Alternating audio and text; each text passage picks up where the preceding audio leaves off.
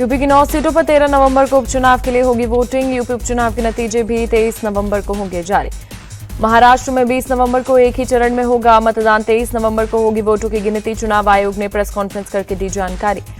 झारखंड में 2 चरण में होंगे चुनाव। 13 और 20 नवंबर को होगी वोटिंग। झारखंड में भी 23 नवंबर को वोटों की गिनती। यूपी में मीरापुर, कुंदरकी, गाजियाबाद, खैर, करहल समेत 9 सीटों पर 13 नवंबर को वोटिंग। 23 नवंबर को आएंगे नतीजे। अयोध्या के मिल्कीपुर में उपचुनाव रोका गया। हाईकोर्ट में याचिका की वजह से मिल्कीपुर में फिलहाल रोका गया उपचुनाव। पश्चिम बंगाल के बशीरहाट में भी उपचुनाव रोका गया। इलेक्शन पिटीशन की वजह से यहां भी उपचुनाव रोका गया। वायनाड में लोकसभा उपचुनाव के लिए तारीखों का ऐलान। 13 नवंबर को उपचुनाव के लिए होगा मतदान। केदारनाथ में 20 नवंबर को विधानसभा उपचुनाव के लिए होगी वोटिंग। 23 नवंबर को आएंगे नतीजे। महाराष्ट्र की सभी 288 सीटों पर होंगे विधानसभा चुनाव। बहुमत का आंकड़ा है 145। झारखंड की सभी 81 सीटों के लिए 2 चरणों में होगा चुनाव। बहुमत के लिए 41 सीटों पर करनी होगी हासिल। महाराष्ट्र में 1 लाख पोलिंग बूथ पर डाले जाएंगे वोट। राज्य में कुल 9 करोड़ 63 लाख वोट। मुंबई में बढ़ाई गई पोलिंग बूथों की संख्या।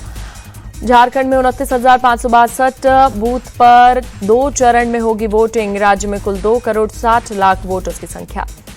85 साल से ज्यादा उम्र के लोग घर पर ही कर सकेंगे मतदान। पोस्टल बैलेट के जरिए होगी वोटिंग। चुनाव आयोग ने प्रेस कॉन्फ्रेंस में ईवीएम को लेकर शिकायतों का किया जिक्र। कहा, हरियाणा और जम्मू कश्मीर में ईवीएम में गड़बड़ी की मिली शिकायत।